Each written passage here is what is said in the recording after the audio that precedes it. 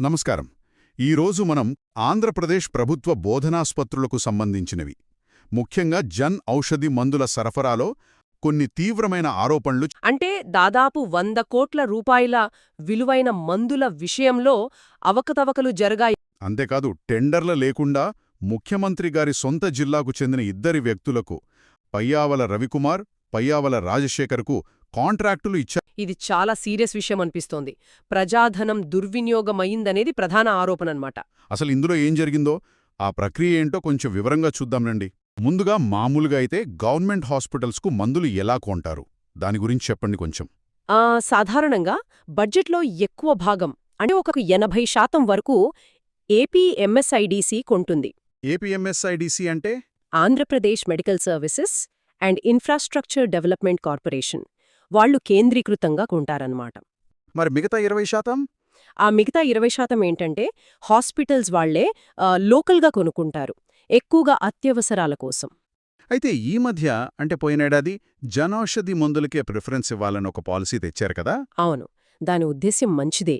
తక్కువ ధరలకే క్వాలిటీ మందులు ప్రజలకు అందుబాటులోకి తేవాలని. కానీ ఇక్కడే అసలు విషయం మొదలవుతోందంట. రాష్ట్రం మొత్తం మీద దాదాపు 300 PMBJK స్టోర్లున్నాయి. అయినా సరే తిరుపతికి చెందిన ఇద్దరు వ్యక్తులు, ఆ పయ్యావుల రవికుమార్, రాజశేఖర్ అనేవాళ్లు, రాష్ట్రంలోని మేజర్ టీచింగ్ హాస్పిటల్స్ అన్నిటితో, అంటే అనంతపురం నుంచి శ్రీకాకుళం దాకా ఎంఓయూలు కుదుర్చుకున్నారు. ఎంఓయూలు అంటే అవగాహన ఒప్పందాను.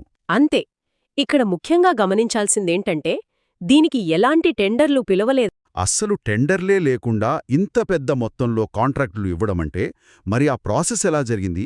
పోయిన ఏడాది నవంబర్ 8న జన్ ఔషధికి ప్రాధాన్యమిస్తూ గవర్నమెంట్ ఆర్డర్ వచ్చిందట. వెంటనే, అంటే నవంబర్ 25, డిసెంబర్ 5 తేదీల్లోనే ఈ పయ్యావుల సోదరులు సప్లై కోసం అప్లై చేసుకున్నారు. చాలా వేగంగా జరిగిపోయినట్టుంది. ఆ తర్వాత డిసెంబర్ 12న డైరెక్టర్ ఆఫ్ మెడికల్ ఎడ్యుకేషన్, అంటే డిఎంఈ, వీళ్ల అప్లికేషన్స్ని ప్రస్తావిస్తూ పీఎంబీజేకే మందులు కొనుక్కోమని సూపరింటెండెంట్లకు గైడ్లైన్స్ ఇచ్చారు. డిఎంఈ నేరుగా ఆ ఇద్దరి పేర్లనే సూచించారా ఆ గైడ్లైన్స్లో? మొదట్లో అలా డైరెక్ట్గా లేదు. అంటే సూపరింటెండెంట్లు కూడా కేవలం వీళ్లతోనే ఎంఓయూ చేసుకోవాలని మాకు స్పష్టమైన ఆదేశాలు లేవు అని అన్నట్లు కూడా సమాచారం. కానీ ఆ తర్వాత ఒక మంత్రిగార్నుంచి ఒత్తిడి వచ్చింది. దాంతో డిఎంఈ ఆ మార్గదర్శకాలని ఈ ఏడాది జనవరి 23, 28 తేదీల్లో మార్చారు. ఆ మార్పుల ద్వారా పరోక్షంగా అయినా సరే ఆ ఇద్దరితోనే ఏడాది పాటు ఎంఓయూలు చేసుకోవాలని సూచించినట్లు చెప్తున్నారు. అంటే ఇది కేవలం కాంట్రాక్ట్ ఇవ్వడమే కాదు, నిబంధనల ఉల్లంఘనల దాకా వెళ్ళిందన్నమాట. పీఎంబీజేకే మందులకు బదులుగా వేరే జెనరిక్ మందులు ఇస్తున్నారనే ఆరోపణ, అది చాలా సీరియస్. అది చాలా కీలకమైన ఆరోపణ. ఎంఓయూ ప్రకారం పీఎంబీజేకే మందులే ఇవ్వాలి, కానీ వేరే జెనరిక్ మందులిచ్చి రేట్లు మాత్రం పీఎంబీజేకేవి వసూలు చేస్తున్నారు. అంటే డబుల్ ప్రాబ్లం. ఒకటి, క్వాలిటీ తేడా ఉండొచ్చు. 2, ఎక్కువ రేటు. సరఫరా చేస్తున్న మందులకు పీఎంబీజేకే బ్రాండింగ్ లేదు. ఇంకా వాటికి క్వాలిటీ టెస్టులు జరిగాయా లేదా అన్నదానికి కూడా ఆధారాలు లేవు. నాణ్యత లేని మందులు వాడితే రోగుల ఆరోగ్యం ఏమవ్వాలి? అసలు జనౌషధి ఉద్దేశమే దెబ్బతింటుంది కదా. అదే కదా, తక్కువ ధరలకు నాణ్యమైన మందుల అందించాలనే లక్ష్యం.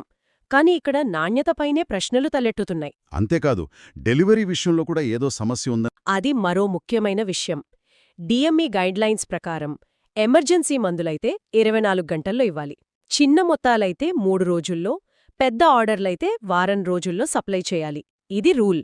ఒకవేళ ఆలస్యంగా సప్లై చేస్తే ఫైన్ వేయాలి. కానీ ఆ పెనాల్టీ క్లాజ్ని ఎంఓయూలలో చేర్చలేదు. ఏంటి? పెనాల్టీ క్లాజ్ లేదా? మరి అలాంటప్పుడు టైంకివ్వకపోతే అడిగేవాళ్లెవరు? జవాబుదారీతనం ఎక్కడుంటుంది? అదేగా, ఇది చాలా పెద్ద లోపం. జరిమానా లేకపోతే సరఫరాదారులకు టైంకివ్వాలనే ఒత్తిడెక్కడిది? ఓవరాల్గా చూస్తే టెండర్లు లేకపోవడం ఒకటి, కొందరికోసమే రూల్స్ మార్చారనే ఆరోపణలు రెండోది, మందుల నాణ్యత మీద సందేహాలు మూడోది, ఆలస్యానికి జరిమానాలు లేకపోవడం నాలుగోది. ఇవన్నీ చాలా సీరియస్ ఇష్యూస్లా కనిపిస్తున్నాయి. ఇదంతా చూస్తే ఒక ముఖ్యమైన ప్రశ్న మన ముందుకొస్తోంది. జన్ ఔషధి లాంటి పథకాల ఉద్దేశ్యాలు చాలా గొప్పవి. వాటి వల్ల ప్రజలకు మేలు జరగాలి. కానీ వాటిని అమలు చేసే విధానంలో ఇలాంటి పద్ధతిలేని పనులు, పర్యవేక్షణ లోపాలు, జవాబుదారీతనం లేకపోవడం వంటి ఆరోపణలు గనక నిజమైతే ఆ పథకాల అసలు లక్ష్యాలు ఎలా దెబ్బతింటాయో కదా. ఇది మనం ఖచ్చితంగా ఆలోచించాల్సిన విషయం.